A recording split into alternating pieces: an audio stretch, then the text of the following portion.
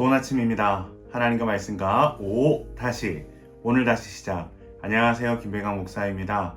오늘 함께 묵상할 말씀은 신명기 5장입니다. 중심 구절은 신명기 5장 27에서 29절입니다. 당신은 가까이 나아가서 우리 하나님 여호와께서 하시는 말씀을 다 듣고 우리 하나님 여호와께서 당신에게 이르시는 것을 다 우리에게 전하소서. 우리가 듣고 행하겠나이다 하였느니라. 여호와께서 너희가 내게 말할 때에 너희가 말하는 소리를 들으신지라.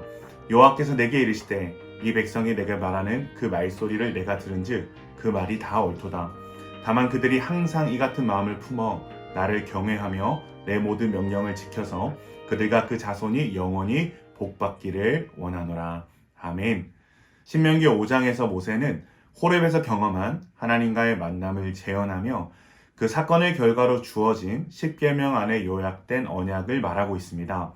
십계명의 내용은 구약 성경에서 총 2번 언급되는데 한 번은 출애굽 후 3개월쯤에 시내산에서, 그리고 신명기 5장에서 모세가 가나안 땅을 눈앞에 두고 시내산 언약을 상기시킬 때입니다. 그렇기 때문에 동일한 십계명이 선포되지만 듣는 세대는 다르다라고 할 수 있습니다. 그러나 모세는 오늘 신명기를 듣고 있는 출애굽 2세대들에게 이렇게 선포합니다. 3절입니다. 이 언약은 여호와께서 우리 조상들과 세우신 것이 아니요 오늘 여기 살아있는 우리 곧 우리와 세우신 것이라. 아멘. 모세는 세대를 지나 선포되는 시내산 언약이 오늘 여기 살아있는 우리에게 주신 계명이라고 설교합니다. 사실상 하나님께서 십계명을 직접적으로 주신 대상은 출애굽 1세대들인데 모세는 이 계명이 우리 조상들과 세우신 것이 아니요 오늘 여기 살아있는 우리와 세운 언약이라고 설교하고 있습니다. 이것을 통해 우리는 중요한 교훈을 얻을 수 있습니다. 바로 하나님의 언약은 시간과 세대를 초월하여 지금 그 언약을 듣는 모두에게 주어지는 약속이라는 것입니다.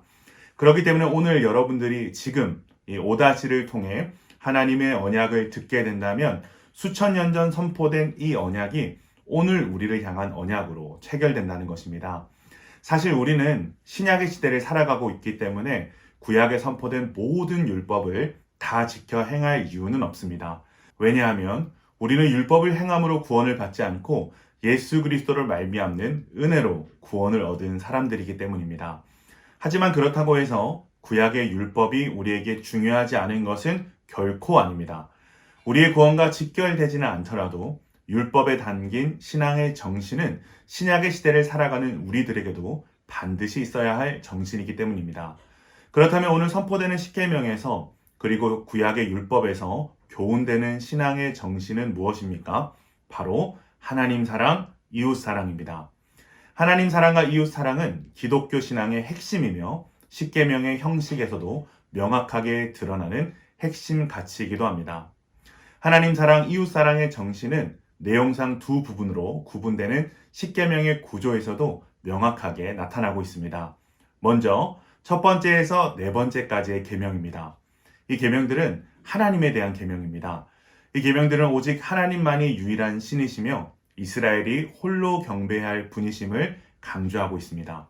두 번째는 5번째에서 10번째 계명까지로 공동체 안에서 지켜야 할 규범으로 공동체의 분열을 방지하기 위함입니다. 그러나 전체적으로 볼 때 이 두 가지 계명은 사실상 하나의 계명이라고 할 수 있습니다. 왜냐하면 하나님께 대한 신실한 경배는 하나님의 뜻에 대한 순종을 의미하며 그것은 하나님의 공동체를 공의와 평화로 유지하는 것이기 때문입니다. 그러나 이 모든 계명은 지켜내는 행위 자체로 의미가 있는 것은 아닙니다.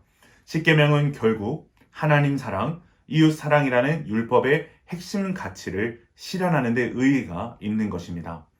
그 다음 우리가 주목해야 할 부분은 이 선포되는 말씀을 들은 이스라엘 백성의 반응입니다. 이 모세를 통한 십계명의 선포 앞에 지파와 수령들이 나와 적극적으로 말씀을 듣고 수용하겠다는 의지를 보입니다. 그러한 모습을 보고 하나님께서 말씀하십니다. 29절입니다. 다만 그들이 항상 이 같은 마음을 품어 나를 경외하며 내 모든 명령을 지켜서 그들과 그 자손이 영원히 복받기를 원하노라. 아멘. 하나님의 말씀을 적극적으로 듣고 지키겠다는 이들의 의지를 흐뭇하게 바라보시는 하나님의 마음이 느껴지시나요? 비록 이들은 결국 율법을 온전히 지킬 수 없는 연약한 존재이고 하나님도 이들의 연약함을 다 아시지만 하나님은 이들의 품은 마음을 너무나도 기뻐하십니다.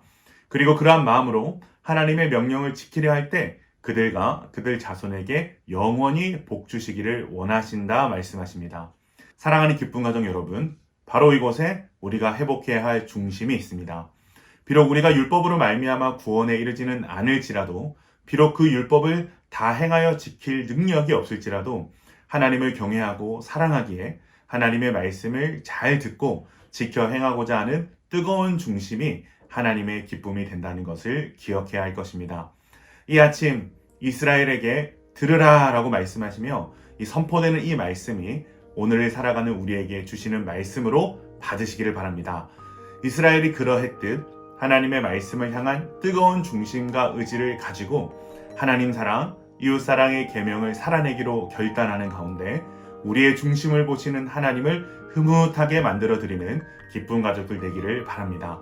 더 나아가 이 명령을 지켜 행할 때 그들과 그의 자손에게 영원한 복을 주시기 원하신다는 하나님의 축복의 언약이 여러분의 삶에 충만히 이루어지기를 주님의 이름으로 축원합니다.